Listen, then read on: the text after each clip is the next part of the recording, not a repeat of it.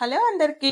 Welcome back to my channel Indu Pamoju home lakhs. నేను మీ ఇందు మరో రెసిపీతో మీ ముందుకు వచ్చేసాను. ఈరోజు వీడియోలో ఎంతో టేస్టీగా ఉండే గ్రీన్ ఆమ్లెట్ తయారీ విధానాన్ని చూపించబోతున్నాను. ప్రోటీన్ విటమిన్లతో కూడిన ఈ ఆమ్లెట్ని బ్రేక్ఫాస్ట్లో తీసుకున్నారంటే శరీరానికి శక్తిని అందియడమే కాకుండా రోజంతా చురుగ్గా ఉత్సాహంగా ఉంచుతుంది. మరిప్పుడు గ్రీన్ ఆమ్లెట్ తయారీ విధానాన్ని కూడా చూసేయండి. గ్రీన్ ఆమ్లెట్ కోసం ఇక్కడ నేను 4 ఎగ్స్‌ని తీసుకున్నాను. ముందుగా ఒక బౌల్‌ని తీసుకొని ఈ 4 ఎగ్స్‌ని బౌల్‌లో బ్రేక్ చేసి వేయండి. ఇప్పుడు ఈ ఎగ్ మిశ్రమంలోకి 1 టీ స్పూన్ ఉప్పు, 1 టీ స్పూన్ మిరియాల పొడి వేసి ఫోర్క్‌ని తీసుకొని ఈ ఎగ్ మిశ్రమాన్ని బాగా నురగొచ్చేదాకా బీట్ చేసుకోండి. చూసారు కదా!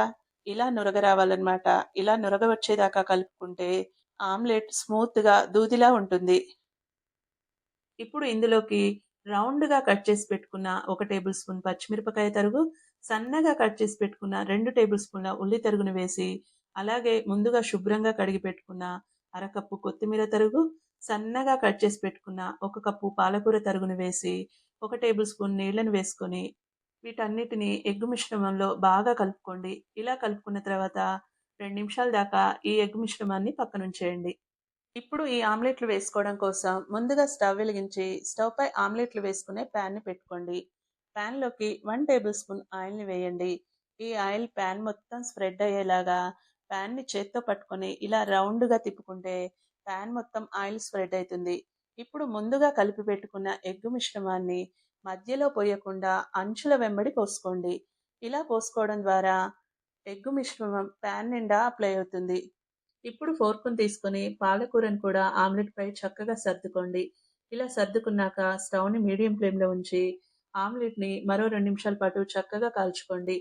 2 నిమిషాల తర్వాత చపాతీలు కాల్చుకునే గరిటె తీసుకొని ఆమ్లెట్ అంచుల్ని మెల్లగా లూజ్ చేసుకోండి. ఇలా లూజ్ చేసుకున్న తర్వాత ఆమ్లెట్‌ని మెల్లగా మరో సైడు తిప్పివేయండి. ఇలా తిప్పివేసిన ఆమ్లెట్‌ని మరో 2 నిమిషాల పాటు స్టవ్‌ని మీడియం ఫ్లేమ్‌లో ఉంచి చక్కగా కాలనివ్వండి. 2 నిమిషాల తర్వాత ఆమ్లెట్ రెండో సైడ్ కూడా చక్కగా కాలింది. ఇప్పుడు ఈ ఆమ్లెట్‌ని మెల్లగా రోల్ చేసి ఓ ప్లేట్‌లో తీసి పక్కనుంచుకోండి. ఇప్పుడు మిగిలిన గుడ్డు మిశ్రమంతో కూడా ఇలాగే ఆమ్లెట్లు వేసుకోండి. ఇలా వేసుకున్న ఆమ్లెట్లన్నీ ముందు తీసుకున్న ఆమ్లెట్ ప్లేట్‌లోకే తీసుకోండి.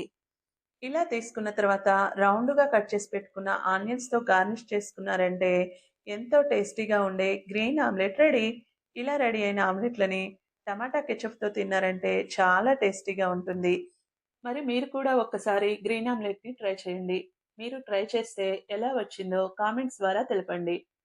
మరి నా వీడియో మీకు నచ్చినట్టయితే లైక్ చేయండి. మరెన్నో మంచి రెసిపీస్ కోసం నా ఛానల్‌ని సబ్స్క్రైబ్ చేయండి.